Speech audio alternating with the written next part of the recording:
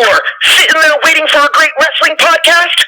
Wrestling IQ 101, it's got your name on it, and you need to listen to it right now. Everyone, welcome back to another edition of Wrestling IQ 101. I'm sitting here with Derek and Pat. Hey, what's up? And today we got a special guest from CCW, Devon Moore. How are you, man? Oh, man, I'm great. Nice, beautiful January night. Can't complain. Nice. We hear you. Now, I want to start off by asking you, do you have a death wish? No, not at all. No? It's funny because everyone, I see a lot of places on. He's a deathmatch guy. I was wrestling in the original Triple Scorpio 2006, long before I did deathmatch. So, to be labeled deathmatch guy is kind of weird. I don't mind the hybrid guy. You can call me a hybrid guy. Like me, I think me and Masada are probably down to the best hybrid guys out there right now. Definitely Masada. He's the beast. But, you know, I call myself the right Dangerfield CCW. I get no respect. So would you, since you said you're like a hybrid guy, would you rather win the best of the best or the tournament of death? That's the best. I don't know. I can't get put in the tournament, though. It's a different excuse every year. Now, do you ever worry, like your hardcore style, like, that it will, shorten your career? No. I mean, like I said, I'm on year 16. I mean, I didn't expect to, be a little skinny kid from Philadelphia and still be doing this long. Like, I'm living the dream. I'm happy. I mean, this business did a lot for me. Like, I don't know. The business doesn't know me, and I don't know the business. I mean, I couldn't have dreamt of it, after 16 years. I mean, it's flown. Yeah. I can't believe it's been that long already. Like, people, go, how do you feel being a vet? And I'm all like, and I'm like, oh, God, I am. I mean, 16 years, but I'm only 32. People think I'm like 35, 40. I'm like, nah. Started doing this at like 17. I used to take 2 buses into high school, go train, and I take 2 buses home to school next day. Yeah, I miss prom and everything to wrestle. I love it, man. There's not. I don't. I really don't. It's been a hell of a ride, and I just. I don't know. I get the feeling sometimes people feel like, I pay attention. That's not lazy. That's this. It's not that I got lazy. I got smart. I try to teach people that. These death matches, the death matches are scary and all. They can be done right and safe if you're in there with the right person. I mean, something was scared to death when we did that paint the glass match. And when he got the back end of the world, he told me, and look where he is now. And look what Rich Underground's got him. The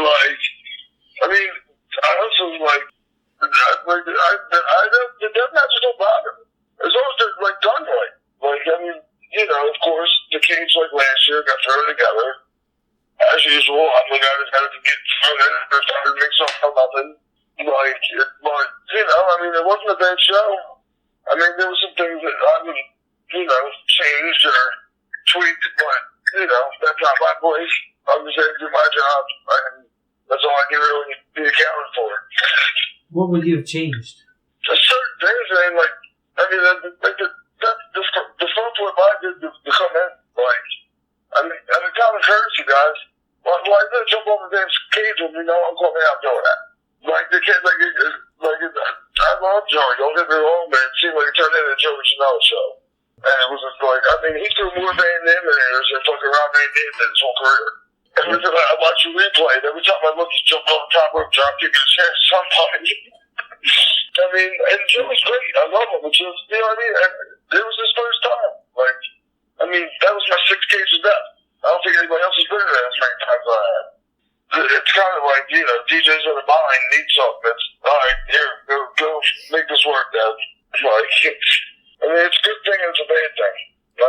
Look at Saturday. I stood there all night. Just 1 cage of death while I was on my own show.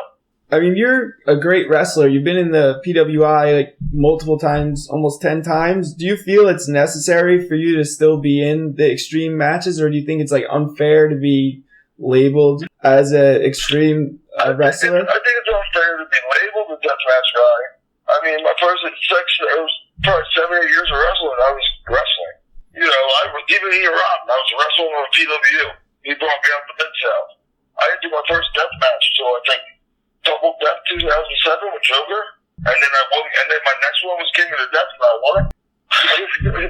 Like, I don't just, but like, it's another art for him. I mean, the messed up thing is, the deathmatch guys are the nicest guys in the world. They're nicer than half the wrestlers you meet. It's crazy. It blows your mind. Like they're such great, nice, compassionate guys. Like, Brain Death, God rest his soul, was one of the nicest guys in the world. And it looked like he'd kill you. He said, I remember one day where, I think it was when we wrestled, Drake and I wrestled him in Deranged in the finals in 2008 Double Death. He just looked at me, he's like, why are you doing this, Death? And I just looked at him like, what do you mean? Right now, I'm just like, you can wrestle. I'm like, so can you? He's like, no, I'm a one-trick pony. I'm like, no, you're not. Same thing with Danny Havoc. Like, Danny Havoc used to think that. And I was like, and it used to irritate me. And that's one of my best friends. So I wanted to ask you, I was watching one of your matches and prepping for this interview, and I saw you wrestle Trent Acid. Were you really close with him? Oh, man. Trent Acid, man, PW, basically was Trent Johnny Cashman's backseat boy's child. Mm-hmm. Drew Bloodlight walked in their training facility taking over. I've known Trent probably since I started. Probably a couple months in. I was cool with Ruckus first.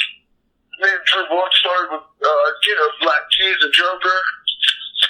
Like, he was just a really nice, down-to-earth dude. Like, really compassionate. Like, always helped me out if I asked for it. So, like, when we went to TWU, when it kind of became, Johnny didn't remember us. Big surprise. But, Trent's just like, oh, it's Devin Drew, they're awesome. And, like, we did that. Like, we busted our asses there. And it was great. I mean, we big turned PW into a little place in a little warehouse. And to run the arena, outdraw CZW everyone. I mean, it's not an easy task. You know what I mean? And Trent and I, his last 5 years of his life, were on the road together everywhere. I think me and Trent wrestled probably never stayed. I mean, there wasn't, anytime Trent, like, they needed somebody to work Trent, and nobody wanted to do it, or they didn't have someone, it'd be me. Because 9 times out of 10, I was riding with him anyway. He was just, and he was always there to help. He was such a great guy, dude. I miss him so much. I always think about him.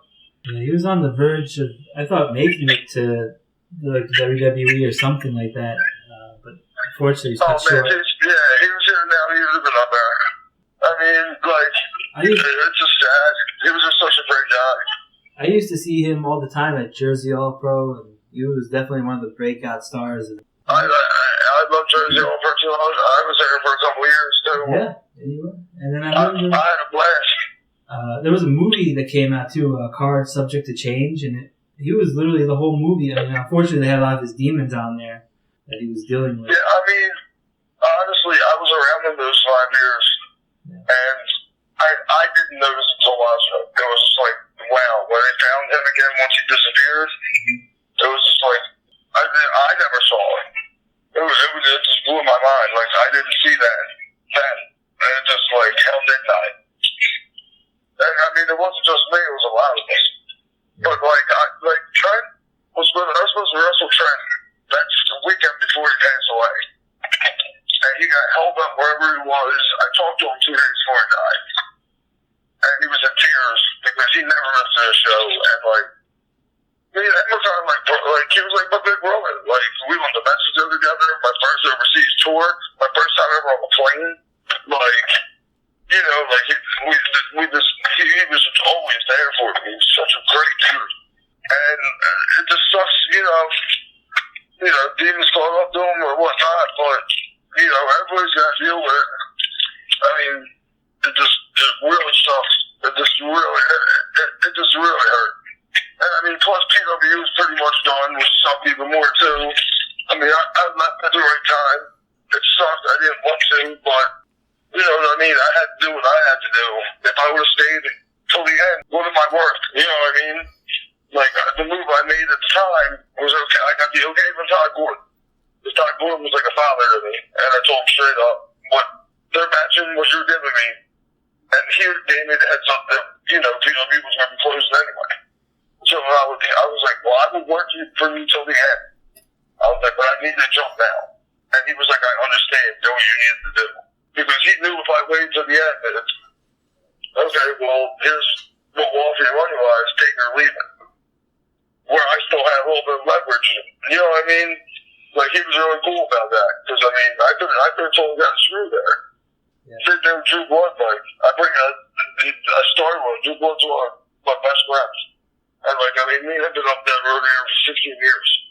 I go to bat for him left and right. Like, I know people were all upset for Cage Death that, like, he was in it. But you know what? With all that Midwest drama, I don't even know half of it. I was in the match. It took weight off of my shoulders. And that was what I needed at the time. Because me and that Tremont had all the weight on us. And it really wasn't fair. Like, that whole gimmick last year got changed so many different times.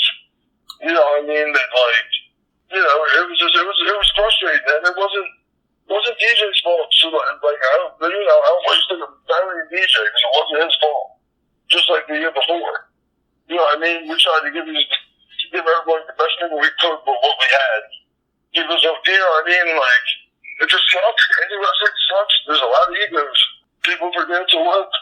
It's ridiculous. I mean, you look back in the last couple of years, I probably won like 5 matches.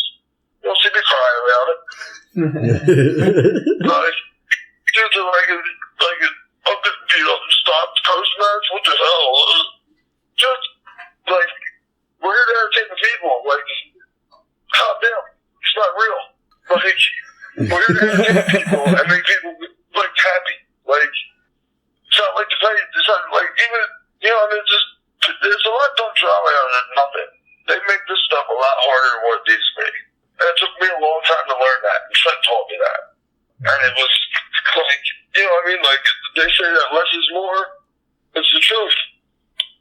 I mean, it is. It's like, I mean, if you go back and watch a Trent match, Trent got locked up sometimes for 20 minutes and had the crowd still. That's working. Like, these people, like, a lot of these guys now, and like, don't get me wrong, I mean, you know, times change. But I mean, you know, I was carrying rings up the elk slots, like all these stubby elk slots and stuff to get on shows. Me and Drew. Unloading the ring, leaving New York at 3, 4 in the morning and still having to drive back to Philly.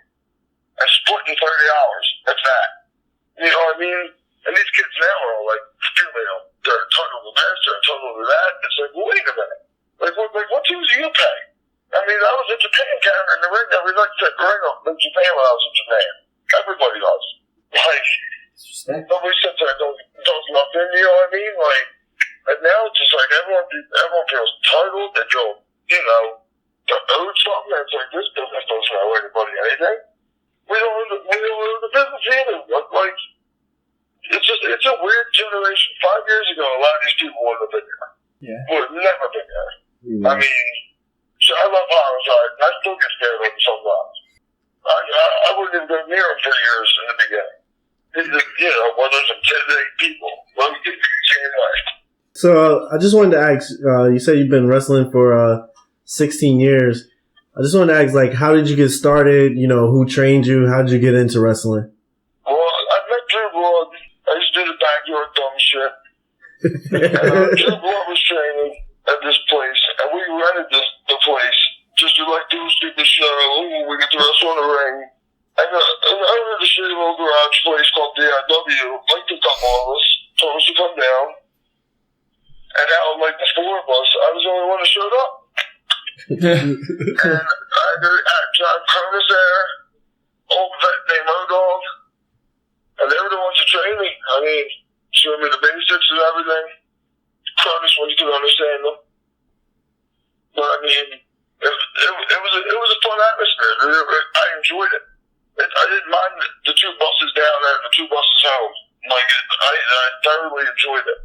And it was a great opportunity. I mean, I look back now, like, you know, my grandmother at first was like, I don't like this wrestling stuff, blah, blah, blah.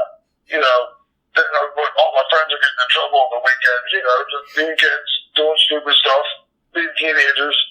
I was wrestling then, you know, I wasn't there. Like, you know, then she started to like it, but like, I love every aspect of it. I wish I would run a company. Like, that's what I honestly wish. I'd love to book shows, dude. I'd love them. Because, like sometimes with DJing, like, it's so obvious what the fans want, and he still, like, he just doesn't get it sometimes. And it's like, it's hard, like, you know what I mean? It's your crowd, you should know this. Yeah. It's kind of like Vince McMahon. The people are literally screaming to him, "We don't want somebody," and they just push them down their throats, like Roman Reigns or Cena. Yeah, exactly. Like, yeah, I was just talking to Ambrose the other day. Speaking of that, like, that's hilarious. Is it Ambrose, you said? Yeah. Moxley, right? Oh, yeah. Me in the box. Always talking still. Like, you see a guy like Dean Ambrose and like Drew Gulak get into the WWE. Do you still think that there's an opportunity for you to get up there? I'm hoping that they make the cruiserweight tag division. And me and Drew Gulak can go in there as a choice thing. Because since we were in there 2 years ago at On Point, I've been having a lot of fun again. And so is he. And our matches have been good. They've been solid. And it's like, I don't know, while there, maybe I was getting burned out or what. It just wasn't, I wasn't having fun. So maybe that was why people thought I was lazy. I mean, but when, you know, like, and don't get me wrong, I'm still not bashing DJ, but when it's cutting through the cage and that, do this. And like, I'm telling you right now, if you look back in the last 4 years, I was probably paid, you know, for more shows than I ever wrestled. It's like every 3 months, I'll be off 3 months and I'll make another show. Then it's like, alright, don't need you to come once, Dad. Oh, did you do something up? Like, yeah, that's kind of what the whole turning point with GCW, you know, what was going on with Kids and Death and everything. Like, you know, I don't know what totally happened, but like, that Ian Rotten podcast he did with Jake at, like, was 100% accurate. Like, Zandig broke 3 vertebrae in the back of their both shows, you know. He wasn't doing nothing. He couldn't even walk when he was at that show, the boss is back in the back. He was sitting there with a king. He disappears. DJ panic. Me and Tremont go, we can bring in Ian. Alright, fine.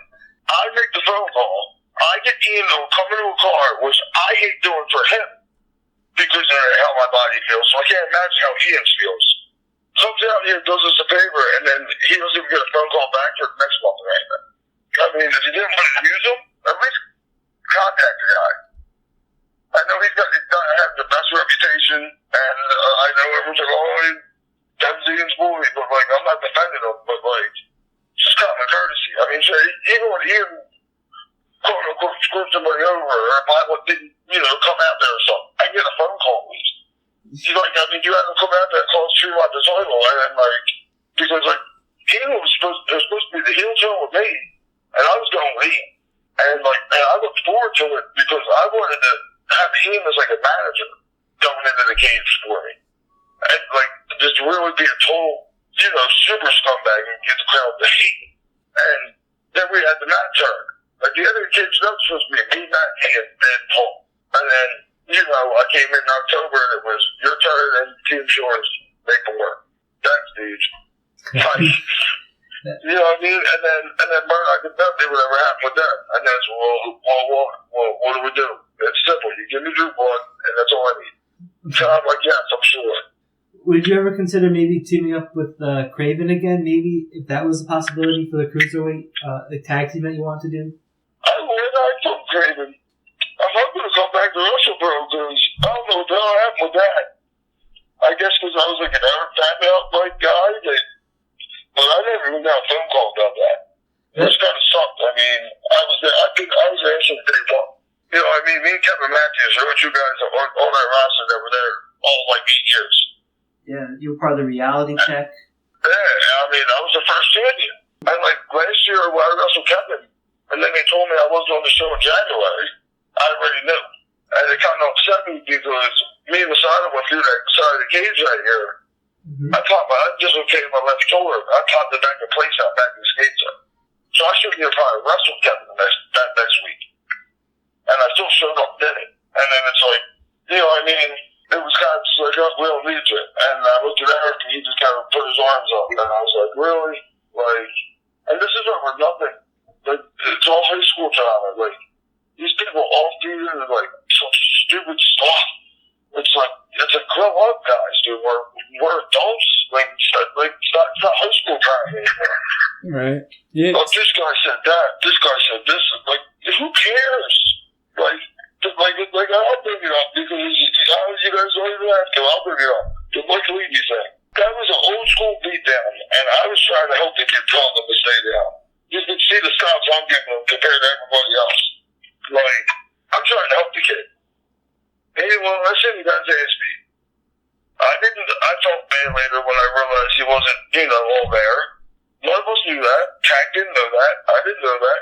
We all thought he was shooting on Mickey. We were all under the assumption he was trained.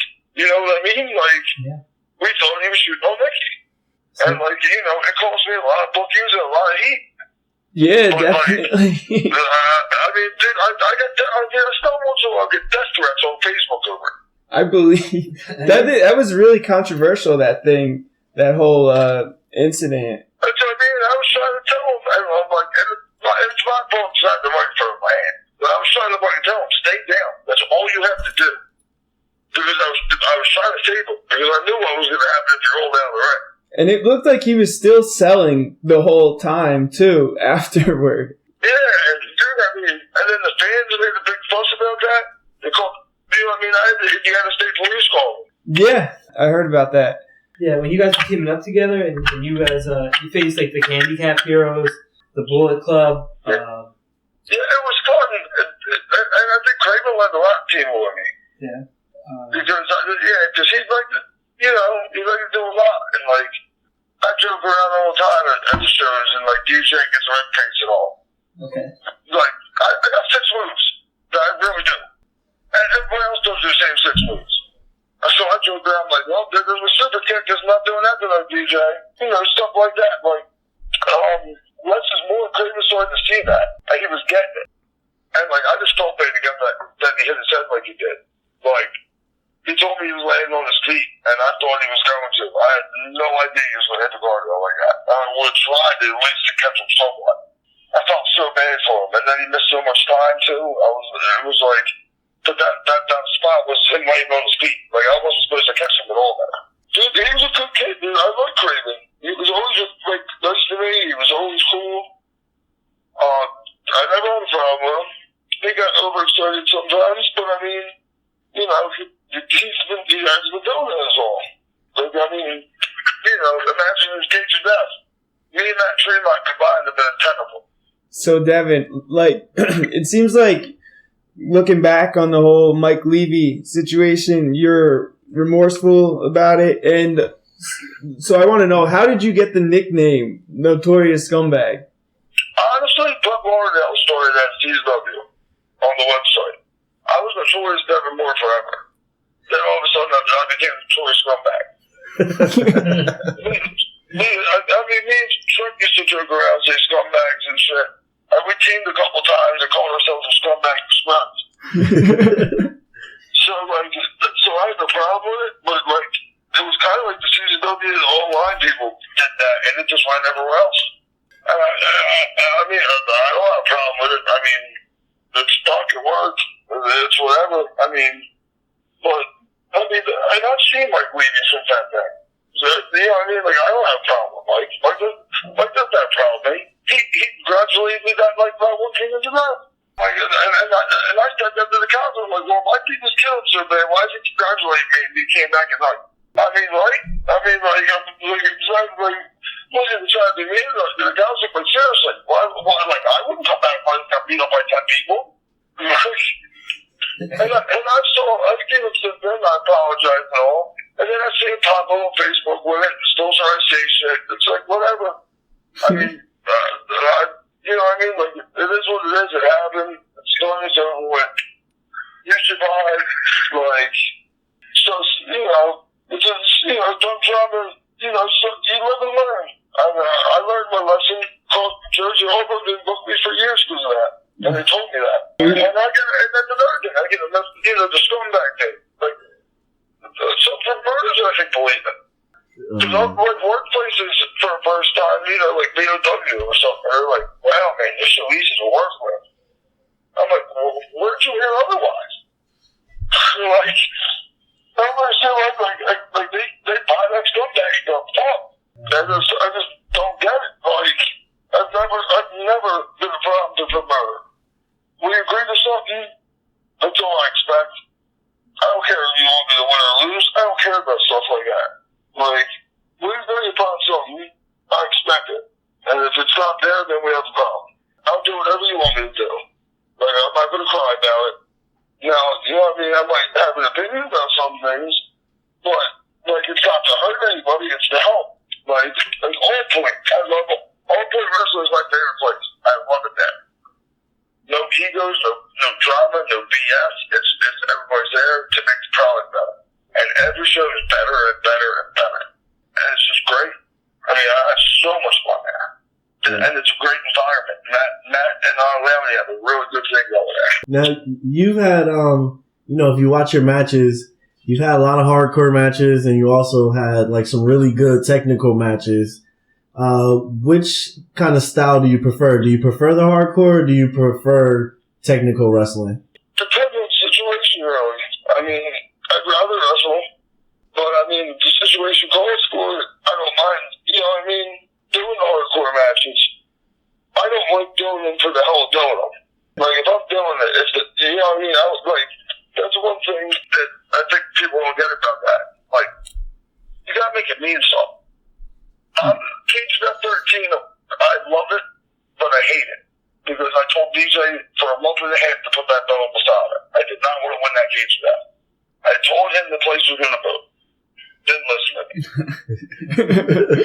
My biggest regret, I still say it, and is me not flipping it all the time to them ladders and leaving the belt on there for him. It was just, you know, like, and then he has to come out and, like, you know, and it's just like, you didn't need to do all this. You should have just put the belt on Masada. Listen to your guys once in a while. Have you ever had the Brock Lesnar shooting star press moment where you kind of land on your head doing it? Oh, I didn't land on my head, but last time I did it was January at an old place I used to wrestle in Harrisburg, CCW. And my pinky finger on my left hand, my knuckle was still twice the size it should have been. I pretty much broke that finger. It was like a Z, and I just grabbed the end and straightened it out, and was like, whatever. But I haven't done shooting star press since.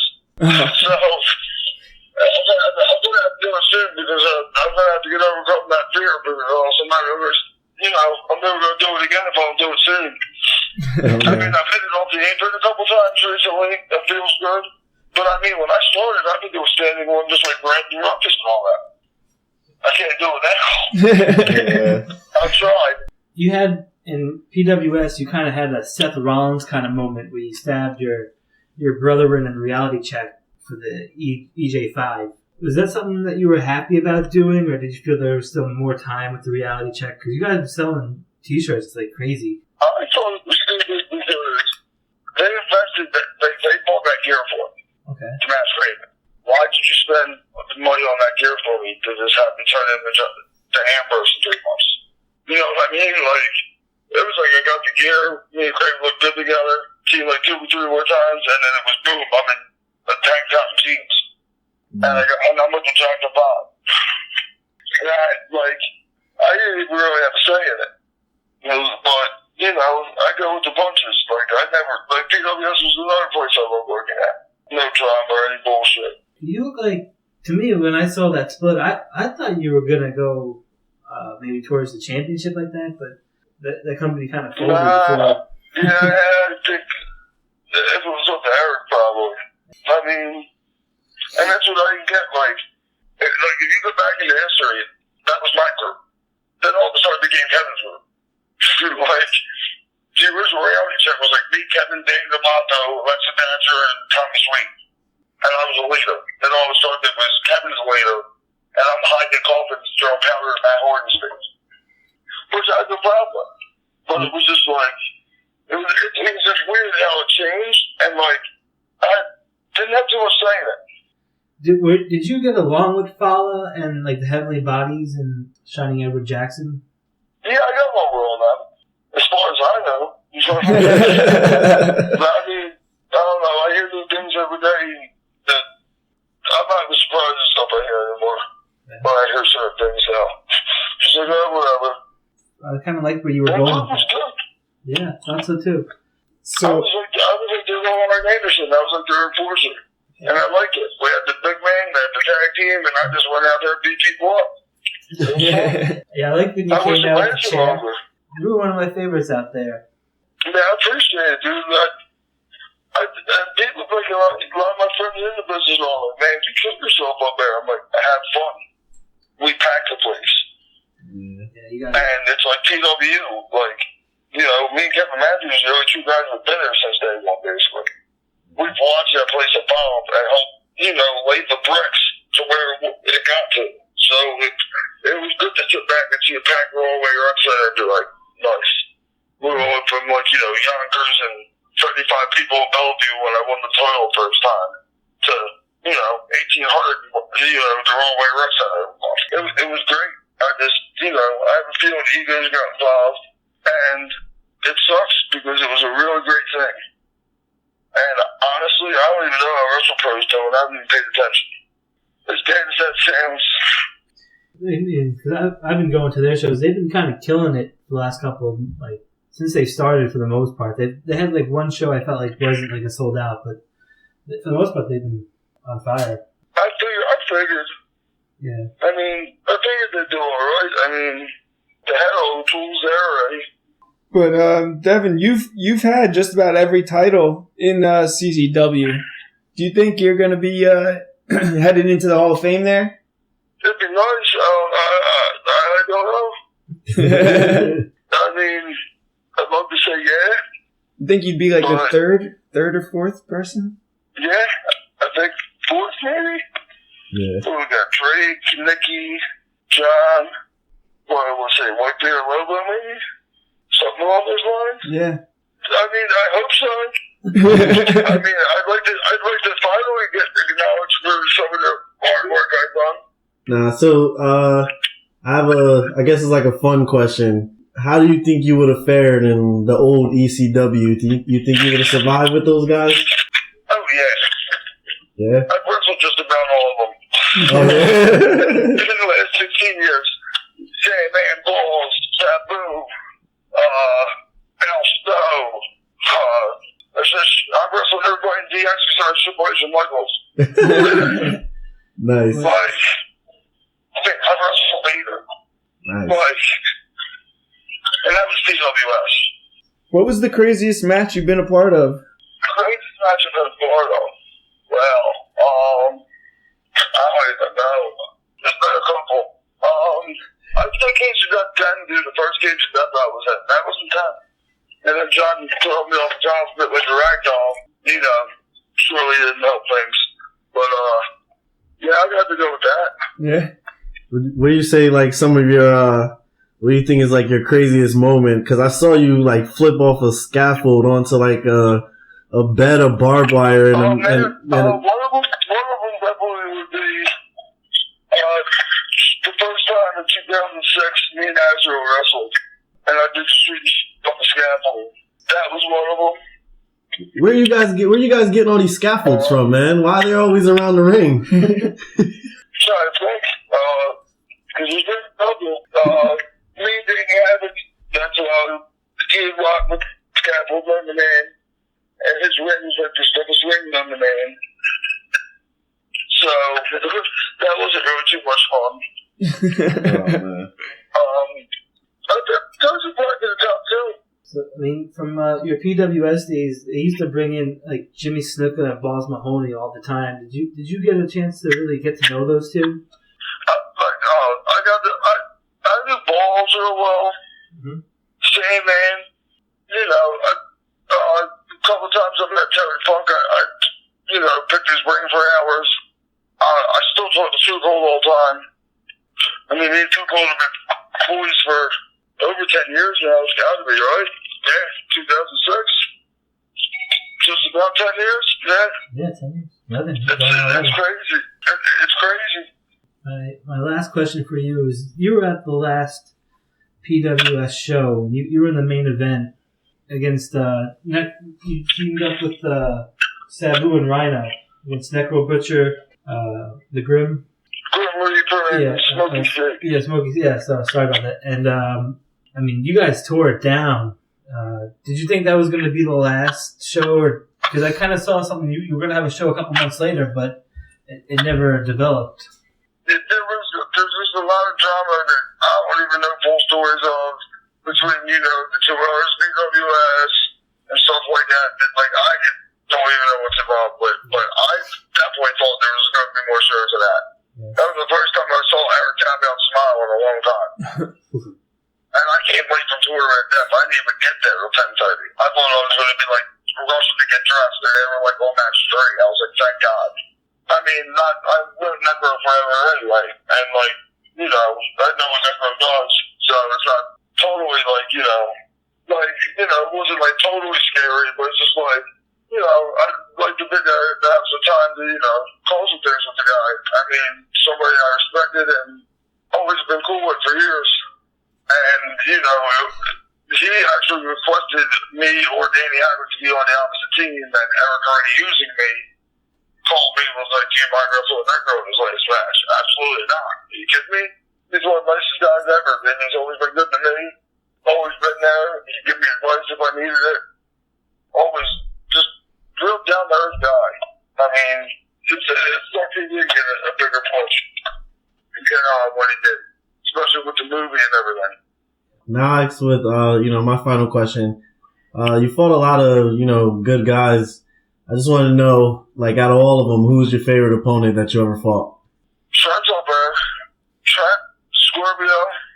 I mean, me and Two Cold, and same with Trent, because me and Trent were training kids at the Animal House of PW at the time. So, me and Trent would score every day. So, me and Trent do stuff just by, movements. We didn't even have to, talk. Which is, it's hard to do. And Scorpio, if you can't learn anything from Scorpio, then you shouldn't be in this business. Because the man's in his 50 at least, and look at him. He can still go. I don't know why he's not on TV. I'm just going to piggyback on what Derek asked you, and I'll let you leave on this. But since you're from Philly, who is tougher, you or Rocky? Oh, Rocky. Oh, what? Oh, man. I wouldn't enter this first couple shots. I'd be like, I'm done. I thought you would have hit him with a chair. It's gotta be Rocky. You can't take yourself for Rocky. If it's boxing, I'm taking Rocky. But if it's a wrestling match and there's a scaffold around, I'm taking you. Oh yeah, well I'll jump off Rocky's statue on somebody. I don't want. It'll be like he's holding me up there with his gloves. Oh man. So Devon, where can people find you if they want to see you on social media? Facebook, Devon Moore, Twitter, at Moore CZW. What do I got coming up? Next Sunday, All Point Wrestling, rescheduled show for the spell. I'm in the first of the matches for the new title they're coming out with for the Fantastic Four Ways. And it's going to be fun. And I got a site in Binghamton. I'm returning back there. I've been there 2 years on February 4th. They have a stacked card that night. Back at CZW in February. Brooks Reveal for Jersey Premier Championship Wrestling the same day. I'll be there. I'll be doing both those shows. BOW is the 3rd and 3rd of March. And that's on the top of the head. That's all I can really think of. I know I have more written down, but I'm actually in the middle of driving home. But I mean, yeah, if anybody wants to message me on Facebook, I usually answer right away. If you guys notice that, I mean, if I don't, it's because I'm sleeping or I'm working. But I do get back to people. I never not. And yeah, I mean, thank you guys, dude. This is fun. Awesome. Yeah, we're Yeah, glad you thank liked you. it. We appreciate you coming on. And make sure you No, guys thank you guys so much. Definitely. definitely we'll have to have you back. And on that note, you can follow us on Twitter, Facebook, and Instagram, and subscribe to the bottom of the page where it says subscribe for Wrestling IQ 101.